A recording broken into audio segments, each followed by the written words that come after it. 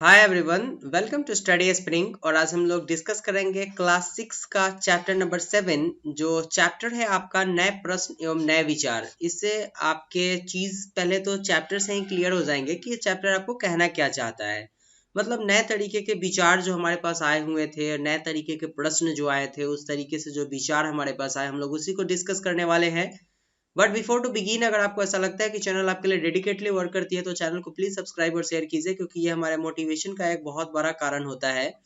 और इससे हमें इतना मोटिवेशन मिलता है कि मैं आपके लिए अलग अलग क्लासेस तैयार करके लाता हूँ। तो चलते हैं अपने क्लास की तरफ। चैप्टर पहले तो बुद्ध की कहानी बताता है, और यहाँ से हम लोग फिर से वही 80% बातों को छोड़ेंगे और केवल 20% बातों को लेकर के ही चलेंगे जो हमारे एग्जामिनेशन पॉइंट ऑफ व्यू से रिलेवेंट होगा। और समरी का मतलब भी वही होता है कि केवल हम वही चीजों को डिस्कस करें जो हमारे एग्जामिनेशन पॉइंट ऑफ व्यू से रिलेवेंट हो। तो उसके ऊपर अगर हम लोग आएंगे तो सबसे पहले हम लोग को ये देखना है कि बौद्ध धर्म के संस्थापक का नाम क्या था। ये आपके प्री के क्वेश्चन बन जाएगा कि बौद्ध धर्म के संस्थापक का नाम सिद्धार्थ था, जिन्हें गौतम के नाम से भी जाना जाता था। और उनका जन्म जो था वो 2500 वर्ष पहले हुआ था। ठीक है, 2500 वर्ष पूर्व हुआ था। ये चीजें आपके प्री के क्वेश्चंस में आएंगे। और नेक्स्ट जो आता है, बुद्ध जो थे वो क्षत्रिय थे तथा शाक्य नाम के एक छोटे से गण से संबंधित थे। उस वक्त के गण के बारे में आप लोगों ने जाना था। और जो आपका एरिया होता था, जैसे कि आप एक जगह था जिसको आप लोग इस तरीके से जानते थे कि वो किसी जगह की राजधानी हुआ करती थी। ठीक है, एक पार्टिकुलर जगह का गण से गणराज्य बना था। ठीक है, ये सारे वर्ड उस वक्त जुड़ करके आए हुए थे, जिसको हम लोगों ने चैप्टर 5-6 में पढ़ा है। 7 उससे थोड़ा सा मॉडरेट टाइप से है, जिसको हम लोग पढ़ रहे हैं। और बुद्ध की एक खासियत थी कि वो युवा अवस्था में ही घर से बाहर निकल गए हुए थे, ये खोजने के लिए कि ज्ञान होता क्या है। और उन्होंने जो अपने ज्ञान की प्राप्ति की थी वो बोध गया, जो बिहार में है। हमारे घर से बहुत कम दूरी पर है ये, और यहाँ मैं जाया करता हूँ बार बार। तो उन्होंने एक पीपल के वृक्ष के नीचे जो है वो तपस्या की, और वहां पर उनको ज्ञान की प्राप्ति हुई थी।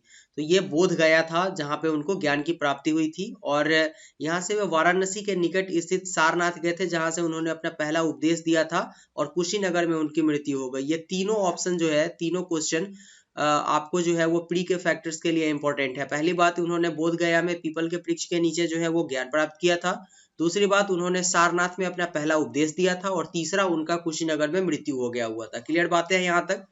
इसके बाद अगर देखें तो बुद्ध का जो आइडियोलॉजी था वो ये था कि जीवन कष्ट और दुखों से भरा हुआ है, और ऐसी हमारी इच्छा और लालसाओं के कारण होता है। कभी कभी हम जो चाहते हैं वो प्राप्त कर लेने के बाद भी संतुष्टि नहीं होती है। मतलब कि man is a restless bird. Mahatma Gandhi ने यह बात बोला था कि एक आदमी कितना भी कुछ प्राप्त कर ले, लेकिन उसको ऐसा लगा रहता है, उसके अंदर एक एक होड़ लगा हुआ होता है कि उसको हर एक दिन कुछ नया चीज प्राप्त करना होता है।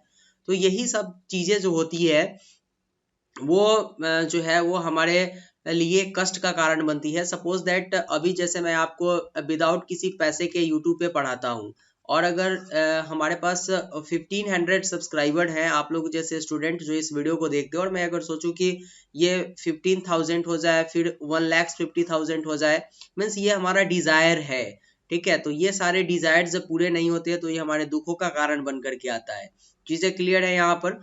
सारनाथ के स्तूप की अगर बात करें तो यहीं पर उन्होंने अपना सबसे पहला उपदेश दिया था, जहाँ पे ऊपर आपको बताया गया हुआ था कि सारनाथ में इन्होंने पहला अपना उपदेश दिया हुआ था। और ये चीज जो है यहाँ पे आपको जो है वो एक एक आपको सारनाथ का स्तूप का चित्र दिया गया हुआ है। यही वो जगह था जहाँ पे बुद्ध ने अपना पहला जो है वो क्या किया था, उपदेश दिया था। कुशीनगर में उनकी जो है वो मृत्यु हो गई हुई थी। चीजें क्लियर है यहाँ पर। इसके बाद की जो चीजें है वो ऐसा है कि बुद्ध ये मानते थे, उनका ये आइडियोलॉजी था कि हमारे कर्मों के परिणाम चाहे वो अच्छे हो या बुरे हो, वर्तमान जीवन के साथ साथ बाद वाले जीवन को भी प्रभावित करता है। और बुद्ध की जो शिक्षा देने की जो बोले तो भाषा थी वो प्राकृत थी। तो ये आपका प्री का फैक्टर बन करके आएगा। इसको प्री के वाले नोट्स में नोट डाउन कर लीजिएगा। नेक्स्ट अगर देखें हम लोग, जो हमको इस चैप्टर से और पढ़ना चाहिए वो पढ़ना है हमें यहाँ पर षड दर्शन के बारे में। ये इंपॉर्टेंट है। और यहाँ से जो चीजें केवल निकल करके आएगी वो ये है कि जो है वो यहाँ पर वैशेषिक न्याय, सांख्य, योग, पूर्व मीमांसा और वेदांत, इस सारे की रचना किसने की थी। तो ऋषि कनाद जो थे उन्होंने वह शैसिक की रचना की थी। इसके बाद गौतम जो थे वो न्याय की रचना की थी इन्होंने। और इसके बाद अगर कपिल की बात करें तो इन्होंने संख्या की रचना की थी, पतंजलि योग की, और पूर्व मीमांसा की जैमिनी, और व्यास ने वेदांत की। ये आपके प्री के फैक्टर है, इसको प्री वाले में जोड़ लीजिएगा। ये आपका जब मैच द फॉलोइंग सेंटेंस आता है वहां के लिए ये इंपॉर्टेंट है, ये डायरेक्ट एग्जाम में क्वेश्चन पूछे जाएंगे। इसके बाद जो आता है मेन चीज वो है उपनिषद से। तो उपनिषद जो है वो उत्तर वैदिक ग्रंथों का हिस्सा होता है। उत्तर वैदिक ग्रंथ बोला किसको जाता है, तो ऋग्वेद के बाद जितने ग्रंथ हुए थे उन सारे को हम लोग उत्तर वैदिक ग्रंथों के नाम से जानते हैं। चीजें क्लियर है यहाँ तक, बहुत सिंपल क्वेश्चन है। इसके बाद उपनिषद शब्द का जो अर्थ होता है वो गुरु के समीप बैठना होता है। उपनिषद का मतलब, यहीं से जो चीजें निकल कर के आई हुई थी वो ये थी कि उपनिषद वाला जो भाग होता था, उपनिषद से जब ज्ञान की प्राप्ति होती थी तो वहां पे होता क्या था कि इसमें ज्यादातर लोग पुरुष और ब्राह्मण राजा हुआ करते थे, जो लोग केवल सुन करके इस बातों को समझते थे। चीजें क्लियर है। निर्धन व्यक्ति को जो है इस तरीके के वाद विवाद में भाग लेने का जो है वो अवसर प्राप्त नहीं होता था। और इस तरह का एक प्रसिद्ध अपवाद अगर देखें तो सत्यकाम जबाल का है, जिन्होंने इसका जो है वो उपनिषद का ज्ञान प्राप्त किया था। और सत्यकाम जबाल का नाम उनकी दासी माँ के नाम पर पड़ा हुआ था। सत्यकाम के मन में सत्य जानने की बहुत तीव्र इच्छा होती थी और गौतम नामक एक ब्राह्मण ने उन्हें अपने विद्यार्थी के रूप में स्वीकार किया था, गौतम बुद्ध ने। और फिर वो अपने समय के सर्वाधिक प्रसिद्ध विचारकों में से एक बने हुए थे। सत्यकाम जबाल इनका नाम था। उपनिषद के कई विचारों के विकास के बाद प्रसिद्ध विचारक शंकराचार्य द्वारा किया गया, जिनके मतलब अगर देखें तो इसी के द्वारा उपनिषद के कई विचारों का विकास बाद में प्रसिद्ध विचारक शंकराचार्य के द्वारा किया गया हुआ था, जिसमें उन्होंने उपनिषद के बारे में चीजों को बहुत डीपली डिस्कस किया था। ठीक है। इसके बाद जो इम्पोर्टेंट है व्याकरण के बारे में, तो पाणिनि ने व्याकरण की रचना की थी और उन्होंने जो है वो अगर देखें तो बीज गणित के सूत्र से जो व्याकरण है वो बहुत मिलता जुलता होता है, और इसीलिए आपको बार बार समझाया जाता है। और कभी कभी जो आपके लिटरेचर के टीचर होंगे वो ये बात बताते होंगे कि जो आपका व्याकरण है वो उसी तरीके से बनाया गया हुआ है जैसे आपका बीज गणित का सूत्र है। नेक्स्ट देखिए, अगर हम लोग जैन धर्म का इंपॉर्टेंट एक टॉपिक्स यहाँ पर आता है, तो 2500 वर्ष पूर्व जैन धर्म के 24वें अंतिम तीर्थंकर का नाम महावीर था, और वो वज्जी संघ के लिच्छवी कुल के एक क्षत्रिय राजा थे।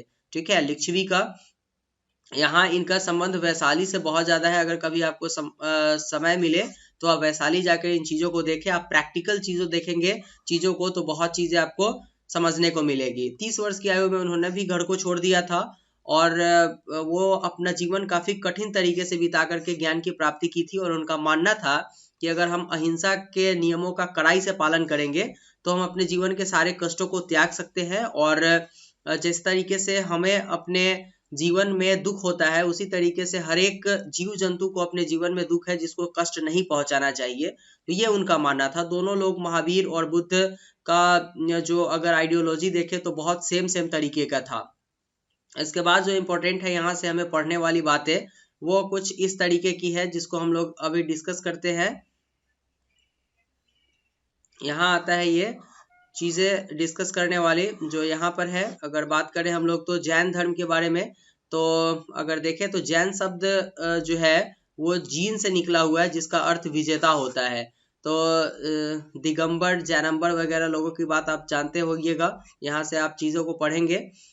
कई बार जो है वो भिक्षु और भिक्षुनी यहाँ पे वर्ड यूज किया गया हुआ है। भिक्षु और भिक्षुनी का वर्ड यूज नहीं किया गया हुआ है, भिक्षु और भिक्षुनी वर्ड का यूज किया गया हुआ है। जो लोग घर में रह करके भी शिक्षा प्राप्त करते थे उन लोगों का नाम है ये।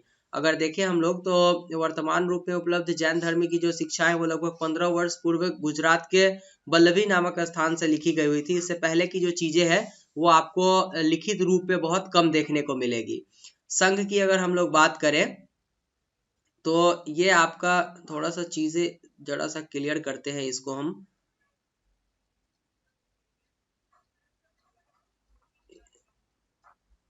यहाँ पे ठीक है, संघ की अगर हम लोग बात करेंगे तो ये आता है महावीर तथा बुद्ध दोनों का मानना था कि घर का त्याग करने पर ही सच्चे ज्ञान की प्राप्ति होती है। रियलिटी तो यही है।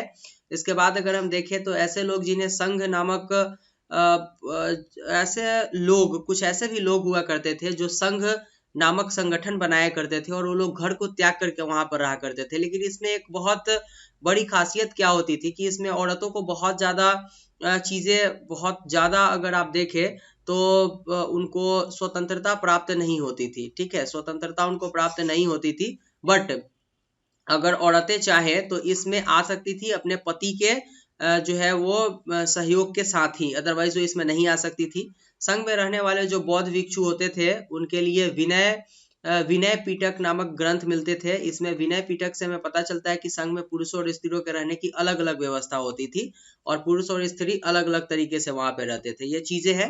इसके बाद अगर हम लोग देखें तो एक निश्चित समय में वह शहर तथा गाँवों में जाकर भिक्षा मांगते थे और भिक्षा मांग करके जो लाते थे उसी से वो खाते थे। और इसके लिए एक वर्ड यूज किया गया हुआ है भिक्षु और भिक्षुनी, जिसका मतलब होता है साधु भिखारी। एक प्राकृत शब्द था ये भिक्षु और भिक्षुनी, और ना कि भिक्षु और भिक्षुनी। ठीक है, तो अगर कभी देखें भिक्षु और भिक्षुनी तो ये शब्द आप गलत ना बोले, ये गलत सही है। ये शब्द जो है वो प्राकृत भाषा का है। क्लियर है। इसके बाद अगर हम लोग देखें जो इम्पोर्टेंट है यहाँ से, वो विहार शब्द आता है। इसी विहार से बिहार का नाम पड़ा हुआ था। और जब ये लोग जहाँ पे जा करके जगहों पर मांग करके खाया करते थे भिक्षा लेकर के, तो इनके लिए जीवन थोड़ा सा कठिन होने लगा। अब ये लोग क्या किए कि अस्थाई जो है वो अपना स्थान शरण स्थल बनाना स्टार्ट किए, और यही जो शरण स्थल था ये बाद में विहार के नाम से जाना जाने लगा, और यही विहार बदल करके हमारा प्यारा बिहार हो गया हुआ था। क्लियर है, ये चीजें क्लियर थी। इसके बाद जो जानना है हमें आश्रम व्यवस्था के बारे में, तो आश्रम व्यवस्था यहाँ पर है, शब्द का तात्पर्य लोगों द्वारा रहने तथा ध्यान करने के लिए प्रयोग में किया जाने वाला है। इसका तात्पर्य जीवन का एक चरण होता था। मतलब बौद्ध जैन धर्म के हिसाब से आश्रम शब्द का प्रयोग इसके लिए किया जाता था जहाँ पे जो लोग वहां पे ध्यान करते थे उसी जगह को आश्रम कहा जाता था, न कि वो रहने वाला जगह होता था। इसके बाद यहाँ पर ब्रह्मचर्य, गृहस्थ, वानप्रस्थ तथा संन्यास नामक 4 आश्रमों की व्यवस्था की गई थी, जिसमें अलग अलग तरीके के लोग रहा करते थे। चीजें हैं यहाँ से, इसको आप स्क्रीनशॉट कर लीजिएगा, बहुत सिंपल बात है जो आपको जानने चाहिए। इसके बाद जो लास्ट में अन्यत्र दिए होते हैं इस आपके हिस्ट्री के क्लास में, उसमें चीजों को पढ़ना होता है, क्योंकि यहाँ से आपको कुछ एक्स्ट्रा नॉलेज दिया जाता है। जैसे जरथुस्त्र के बारे में आपको एक दिया गया हुआ है। जरथुस्त्र एक ईरानी पैगंबर था और उनकी शिक्षाओं का संकलन जो है वो जेंद अवेस्था नामक ग्रंथ में की गई हुई है। जेंद अवेस्था की भाषा तथा इसमें वर्णित रीति रिवाज वेदों की भाषा और रीति रिवाजों से काफी मिलती जुलती है, जो जैन धर्म से मिलती है। ठीक है, और जरथुस्त्र की मूल शिक्षा का सूत्र था सद विचार, सद वचन और सद कार्य। मतलब हे ईश्वर, बल सत्य धारण तथा सदविचार प्रदान कीजिए जिसके जरिए हम शांति बनाकर रख सके। क्लियर है, ये आपके इंपॉर्टेंट थे जिसको आप याद कर सकते हैं यहाँ पर, क्योंकि ईरानी पैगंबर के बारे में कभी कभी आपसे क्वेश्चन पूछ लिया जाता है, तो इसको आप नोटबुक में नोट डाउन कर लीजिएगा। तो ये आपके थे आज के क्लास में, जिसमें हम लोगों ने क्लास 6 का चैप्टर नंबर 7 डिस्कस किया था, जो आपका था नए प्रश्न और नए विचार। इंपॉर्टेंट था ये क्लास आपके लिए। मिलते हैं नेक्स्ट क्लास चैप्टर नंबर 8 के साथ।